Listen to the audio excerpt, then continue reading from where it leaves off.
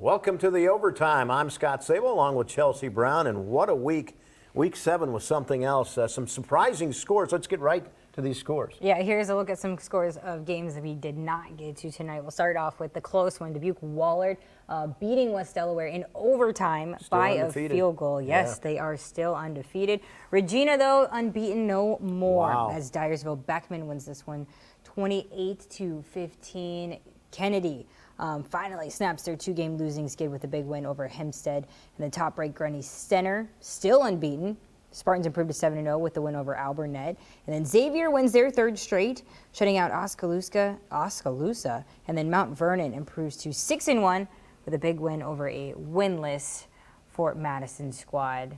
Most of those kind of expected. I think the Regina one was a little bit up in the air, as well as the Wahlert West Delaware Yeah, hats game. off to Wahlert. They've had just a tremendous year. They saw really them have. Scrimmage against Xavier earlier this year, and I was impressed with their quarterback. They have a great receiver, but boy, they've got a complete team. And I saw them actually finish this game, and they elected to do the attempt of a field goal on 3rd down, just in case. Yeah, just in case. It almost and that's a pressure kick either way. Yeah, for a kicker. So congratulations to Wahlert tonight. Some other wild games. Williamsburg beats Solon 42-13. This is a surprise to me. Not that Williamsburg won, but the way they won so convincingly. It just seemed like they kind of dominated. And Solon's defense has been really stingy kind of all year. They picked a big win over Mount Vernon earlier this year. So I wasn't expecting the score at the end of the day to be this lopsided. But hats off to Williamsburg. Yeah, offense won against good defense tonight. Grant Hooker, the quarterback for Williamsburg, came in with 30 touchdowns on the year. And, of course, he's got one of the best wide receivers in the state of Iowa, and Race Heitman, and he had a huge game. Let's listen to Race Heitman after the game. Hey guys, he's Race Heitman, scores 3 touchdowns in the big win for Williamsburg over Solon. Race, what did it take to win this game? Definitely had to change some things up in the second half, in terms of passing, not going deep, trying to get some underneath stuff, and defense, playing aggressive, getting some turnovers, definitely changing the game up. What did Coach Ritchie tell you guys at halftime? Keep playing Raider football. We're going to go win this thing. They came out physical. Eddie Johnson, their big running back, he scored an early touchdown. Then he kind of took the momentum at the end of the first half. How were you able to push back on that? Definitely defensively. It wasn't just the start. We got them deep. When they had the ball deep in their own territory, we got to stop. Second half, we came out and just, did our game, pushed them back, got some tackles for loss, and it definitely impacts the team when we do that. Y'all score a lot of touchdowns, but how much pride do you take in your defense? Definitely a lot. I'm pretty sure we're more known for defense than offense in the past few years, so getting our defense is definitely a main concern for us. What does it feel to win this one on senior night, too? Definitely good. Hopefully we get to play another game here, but, you never know, so. How does this win give you momentum as a big top 10 win going into the rest of the regular season? Definitely gives us momentum. We got to play in terms of RPI, a team just behind us, and then a team not that far behind us. So it gives us momentum to go beat them, maybe be ranked higher, get a good home game for the playoffs.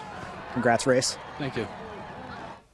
Race Heitman still hasn't picked a school yet. If I'm Iowa or Iowa State, I'm all over this guy. He has so much talent. He just knows how to make plays. Absolutely. And Williamsburg is a team too. They're coming off a state championship. Yeah. They know how to win. This is where I think they could potentially make a move and maybe surprise some teams. Yeah, they'll be good down the stretch, I guarantee you. They're so well coached.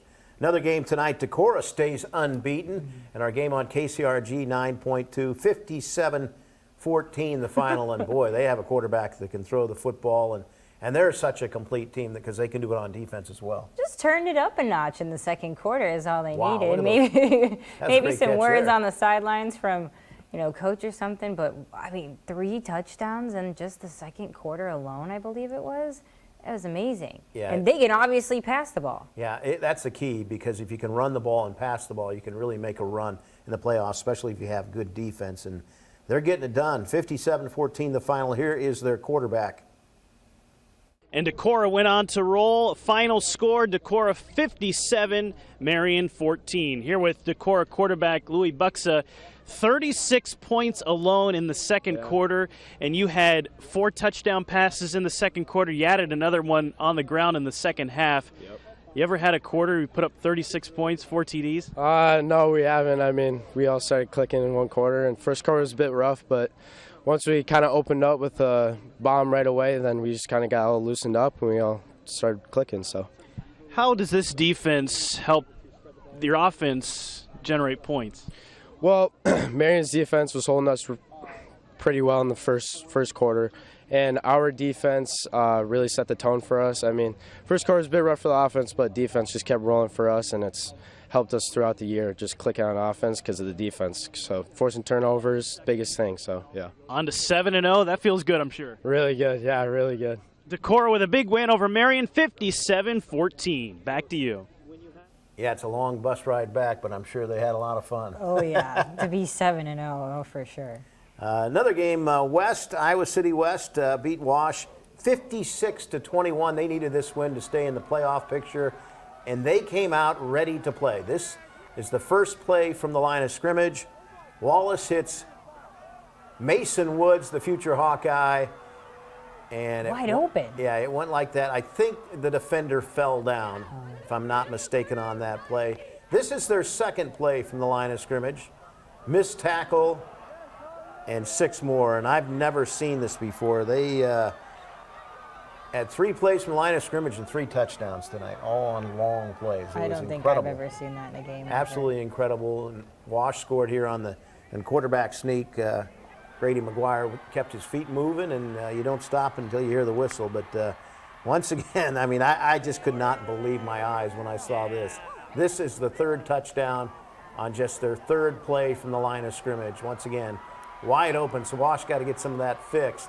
But hats off to West tonight because they keep themselves alive in the playoff picture. Yeah, Jack Wallace, obviously the senior Tremendous. leader and a quarterback on that team. He has an incredible arm. He can launch it down the field, so it's really great to see that clicking. And I know, chatting with him, they know how important these last 4 games were and they're good in the enough season. to win quite a few. Oh, down the stretch, absolutely. yeah. And so they know that they can kind of turn things around. They just really have to put it together. And I think you kind of saw that a little bit tonight. Yeah, that 3rd one was Wallace's 24th touchdown pass of the year. Wow.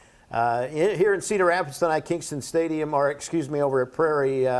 Prairie needed a win tonight. They lost 3 in a row. They were taking on Jefferson, and they came ready to play tonight. An impressive win.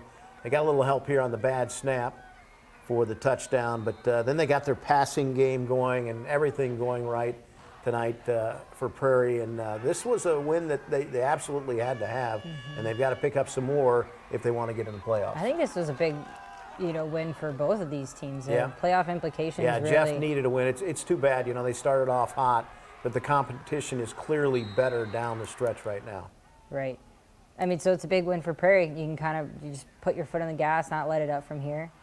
But yeah, this is the team, Prairie, that beat Southeast Polk, and then they lost 3 straight after that. Hey, that's how that's wild. okay. Yeah, that's how wild Sometimes it is. that happens. Yeah. Ask Alabama about that, Yeah, right? that's how wild it is, but they have explosive players, as you can see in this video. And Prairie can win some games down the stretch. Their schedule is, even though it's the toughest in the state, is fairly favorable, so they can make a playoff run. Another game, the one you were at, this surprised me. Once again, I thought it would be a close game. Maquoketa Valley beat Northland 35-16. Yes, it was close. It was only 12-8 at half. Maquoketa Valley had missed their extra points, and then 2-point conversion for Northland was good. But these 2 teams, they came into this one, they lead Class A. They're 1-2 defense. They don't allow many points. I think probably combined it was 22 that they've both combined all season.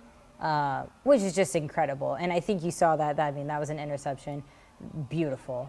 So much height on that. But I was impressed by Maquoketa Valley's defense. It really shut everything down for Northland. They started kind of going to the air a little bit in the second quarter, but this defense is stuffed. That is a 4-1 stuffed. Yeah. Northland had opportunities to put it in the end zone. They could not. No matter what they tried. Yeah, they were undefeated coming in, so Maquoketa Valley's got it rolling right now and ready to make a playoff run. They absolutely can. They absolutely can. Ignore this play, a little miscue there. But yes, they have the offense to do it, but quite frankly, they have the defense that I think can really stop a lot of teams. All right. A lot of people there tonight, your game? Yes, They the whole lined fence. the picket fence. Yes, That was they your- lined it. That was your first time there, what'd you think? It was. I've been to Northland for Basketball, football yeah. practice, basketball, of Yeah. course, too. But Yeah. yeah, no, it's a nice field. I like it. All right. We're going to do it again next week. We'll see you then.